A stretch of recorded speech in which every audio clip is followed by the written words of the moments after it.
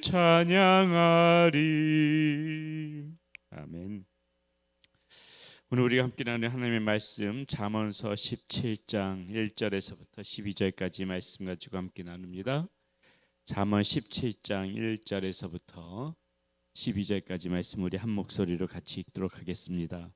마른 떡 한 조각만 있고도 화목하는 것이 제육이 집에 가득하고도 다투는 것보다 나으니라.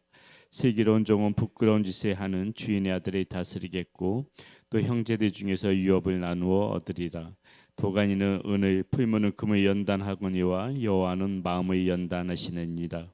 악을 행하는 자는 사악한 입술이 하는 말을 잘 듣고 거짓말이 하는 자는 악한 혀가 하는 말에 귀를 기울이느니라. 가난한 자를 조롱하는 자는 그를 지으신 줄을 멸시하는 자요, 사람의 재앙을 기뻐하는 자는 형벌을 면하지 못하겠자니라. 손자는 노인의 면류관이요 아비는 자식의 영화니라. 지나친 말이 하는 것도 미련한 자에게 합당하지 아니하거든 하물며 거짓말이 하는 것이 존귀한 자에게 합당하겠느냐. 뇌물을 그 임자가 보기에 보석 같은즉 그가 어디로 향하든지 형통하게 하느니라. 허물을 덮어주는 자는 사랑을 구하는 자요 그것을 거듭말하는 자는 친한 것을 이간하는 자니라. 한마디 말로 총명한 자에게 충고하는 것이 매 100대로 미련한 자를 때리는 것보다 더욱 깊이 박혀 있느니라. 악한 자는 반역만 힘쓰나니 그러므로 그에게 잔인한 사자가 보냄을 받으리라. 차라리 새끼 빼앗긴 앙금을 만날지언정 미련한 일을 행하는 미련한 자를 만나지 말 것이니라. 아멘. 예, 오늘 우리 말씀 가운데에서 하나님의 자녀는 관계를 잘 세워야 된다라는 그런 주제로 한번 말씀을 나눠보려고 합니다. 자, 어느 곳에서 어떻게 관계를 잘 세워나가야 되는가? 오늘 말씀 가운데서 보니까 첫 번째 우리 하나님의 자녀는 하나님의 자녀가 관계를 잘 세워야 될 것은 가정이다. 가정에서 먼저 관계를 잘 세워야 된다. 그것을 우리 좀 볼 수가 있습니다. 자, 1절 말씀에 보니까 이렇게 나오죠. 마른 떡 한 조각만 있고도 화목하는 것이 제육이 집에 가득하고도 다투는 것보다 나으니라. 이런 말씀이 나와요. 무슨 말입니까? 마른 떡 한 조각만 있고도 화목하는 것이, 쉽게 말씀드리면은 집이 가난해도 화목한 것이 제육이 집에 가득하고도 부자가 돼서 집안에서 끊임없이 다투는 그거보다는 낫다. 지금 이 말을 하고 있는 것입니다. 저는 우리 사랑하는 성도님들이 제육이 집에 가득하고도 화목한 분들이 되기를 바랍니다. 예, 그렇게 우리가 이왕이면은 가득하고도 화목한 것이 낫죠. 다 그렇게 살아가시기를 바라는데 먼저 우리가 생각해 봐야 될 것은, 이 말씀을 통해서 생각해 봐야 될 것은, 과연 행복은 어디서부터 오는가? 가정의 행복은 어디서부터 오는가? 우리가 그걸 한번 좀 생각을 해 봐야 되겠습니다. 왜 잠언에서 이렇게 말씀을 우리에게 주시는가? 행복은 어디서부터 오는가? 행복은, 여러분, 가정의 행복은 사실은 소유의 넉넉함에 있지 않다는 것을 우리는 다 보게 됩니다. 소유가 넉넉하더라도 행복하지 않은 가정이 얼마나 많이 있는지 몰라요. 소유가 많이 있든지, 그렇다고 또 소유가 없다고 해서 다 행복한 건 아니죠. 그게 중요한 게 아니라는 것입니다. 소유가 많고 적음에 따라서 행복이 있는 것이 아니라 가정의 행복은 주님 안에 있다. 주님 안에 있다. 항상 우리는 그거를 생각하면서 살아가야 되는 거예요. 소유의 많고 적음에 그런 행복에 딸려 있는 것이 아니라 우리 가정이 소유가 적어도 주님 안에서 한 가정을 이루면은, 주님 안에서 한 가정을 이루면 행복한 거고요.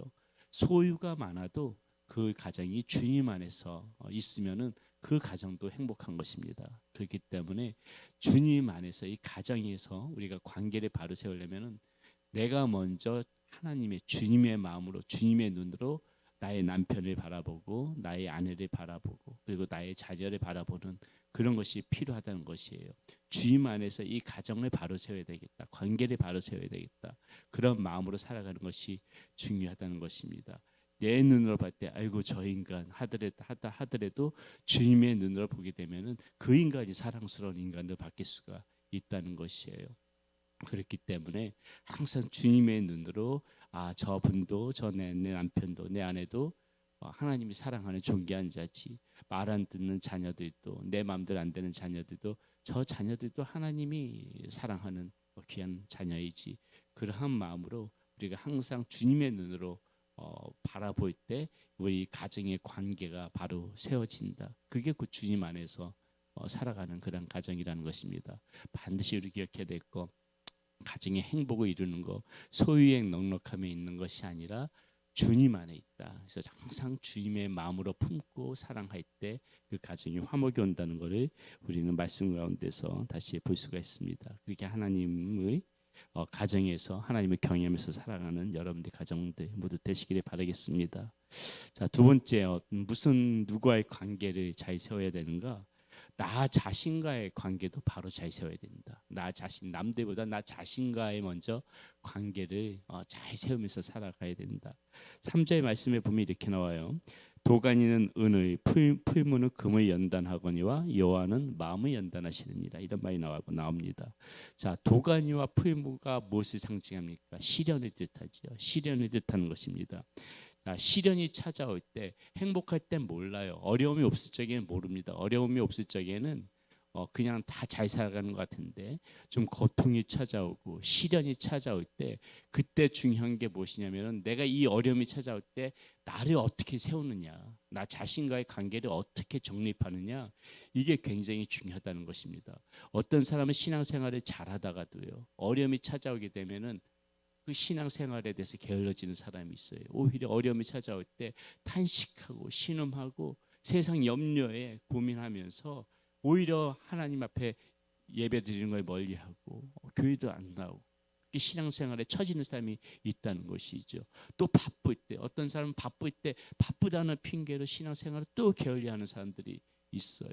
자, 힘들고 시련이 찾아오고 어려울 때 중요한 거, 그때 나를 어떻게 세우느냐, 이것이 굉장히 우리 신앙생활에 있어서 중요하다는 것입니다. 여러분, 우리 믿음의 진가는요, 이렇게 행복하고 걱정 없고 고민이 없을 때, 그때 몰라요. 나한테 믿음이 좋은지, 내 믿음이 좋은지 좋지 않은지. 어떤 때 알 수 있느냐? 어려움이 찾아올 때, 시련이 찾아올 때, 그때 비로소 내 믿음의 상태가 어떤지를 볼 수가 있다는 것입니다. 믿음이 좋은 사람은 시련이 찾아와도 하나님 앞에서 굳건해요. 어려움이 찾아오면 더 하나님 앞에서 매달려요. 힘들면 더욱더 하나님 저 좀 도와주세요. 더 간절히 예배당에 나서 기도하고 그렇게 하나님 앞에 매달려요. 이 시련이 찾아올 때 믿음 있는 사람은 그 믿음의 진가가 나오더라는 것입니다. 그래서 이 믿음의 진가는 시련이 찾아올 때 알 수가 있어요. 나의 믿음의 상태가 어떤가. 그렇기 때문에 이 지금 뭐라 그럽니까? 도가니는 은혜, 풀무는 금을 연단하거니와 여호와는 마음을 연단하신다 그러죠. 이렇게 어려움이 찾아올 때, 우리 하나님께서 이 순간에 통하여서 나를 더욱더 연단시키시는구나. 더욱더 믿음 안에서 그렇게 굳건히 있으라고 우리 하나님께서 나를 연단하시는구나. 그러한 마음을 가지고 어려움이 찾아올 때 나 자신과의 관계를 바로 믿음 안에서 잘 세워야 된다. 그것이 오늘 말씀에서 우리 가운데 주는 그런 말씀입니다. 항상 나 자신과의 관계를 잘 세워나가는, 좋은 일이 있을 때나 슬픈 일이 있을 때나 힘들고 어려운 때나 자신과의 관계를 먼저 좀 잘 세우면서 신앙생활을 하자. 항상 그것을 기억하면서 살아가시기를 바라겠고요. 마지막으로 우리 하나 더 보겠습니다. 자, 그다음에 누구와의 관계를 잘 세워야 되는가? 자, 이제 다른 사람과의 관계를 잘 세워야 되죠. 항상 상대방, 나의 내 주변에 있는 사람들, 우리 교우들, 나의 어떤 직장 동료들, 사업처에 같이 일하는 사람들, 이런 관계, 이 관계성에 있어서 다른 사람과의 관계를 잘 세우는 것이 우리 하나님의 자녀들에게는 필요하다, 이것이죠. 자, 5절 말씀에 보니까 이런 말씀이 나옵니다. 가난한 자를 조롱하는 자는 그를 지으신 주를 멸시하는 자요, 사람의 재앙을 기뻐하는 자는 형벌을 면하지 못할지니라. 자, 누군가를 조롱하고 누군가의 재앙을 기뻐하는 사람, 이런 사람 좋은 관계에 맺을 수가 없습니다. 예. 다른 사람이 힘들고 어려워하는데 그것에 대해서 아이고 고야쌌다 이렇게 기뻐하는 사람, 누가 그 사람과의 관계를 맺고 싶어 하겠어요? 정말 좋은 관계를 맺고 싶어 하기를 원한다면 다른 사람을 조롱하는 것이 아니라, 다른 사람이 어려울 때 그것에 대해서 기뻐하는 것이 아니라 오히려 같이 슬퍼해주고 위로해주고 격려해주고, 우리가 이런 관계성을 가져야지 그 다른 사람이 안 되는 모습 보고 그것에 대해서 고소해하고 기뻐하는 사람, 아마 여기 계신 분들 한 분도 안 계시라고 생각하지만은 그런 모습이 되어져서는 안 된다는 것입니다. 자, 그러면 어떤 모습이 되어지는가? 9절 말씀에 또 보세요. 허물이 덮어주는 자는 사랑을 구하는 자요. 그것을 거듭말하는 자는 친한 것을 이간하는 자니라. 자, 관계성이 좋으려면은요. 허물을 덮어주는 사람이 돼야 되는 거예요. 이렇게 누군가의 허물이 있을 적에 그것을 덮어주는 사람이어야 되지. 그것을 이간질하는 사람은 오히려 그런 사람과 관계성을 좋게 가질 수가 없는 것이죠.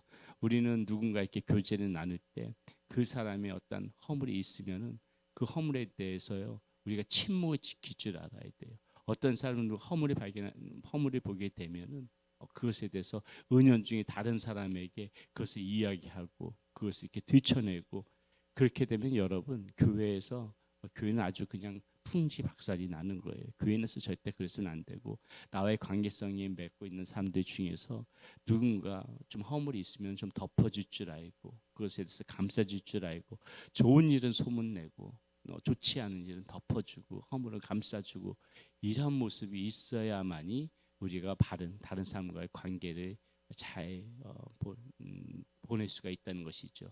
사랑을 계속해서 우리 가운데 흘려보내야 되는 거예요. 계속해서 흘려보내면서 그 삶을 품어주고 그런 필요가 있다는 것이죠. 자, 마지막으로 한 절 더 보게 되면은요. 그 다른 사람과의 관계 속에서 어떤 관계가 필요한가? 10절 말씀에 보면 이런 말이 나옵니다. 한마디 말로 총명한 자에게 충고하는 것이 매 100대로 미련한 자를 때리는 것보다 더욱 깊이 박히느니라. 이렇게 되는데 자, 어떤 사람이 관계성을 잘 맺느냐? 누군가 나에게 충고를 해줘도 그 충고를 잘 받아들일 줄 아는 사람.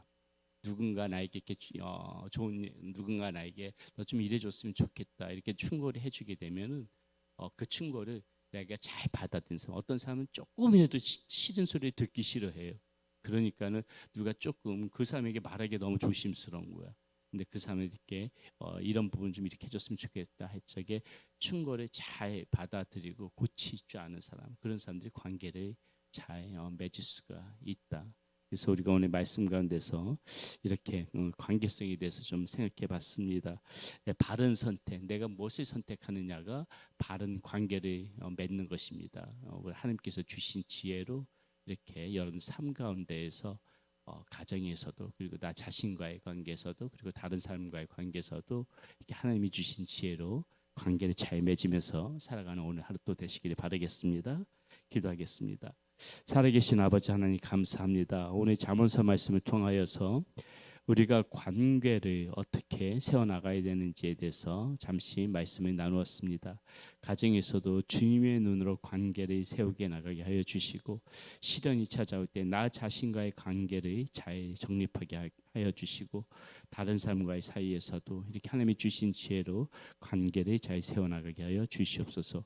그래서 어디서든지 정말 내가 있음으로 인하여 그 자리가 화목한 자리가 되어지고 내가 있음으로 인하여 웃음꽃이 피어나며 내가 있음으로 인하여 그 주변이 모두가 행복해지는 그러한 우리의 삶, 우리의 모습 되어지게 하여 주시옵소서. 우리 주 예수 그리스도의 이름으로 감사하며 기도드렸습니다. 아멘.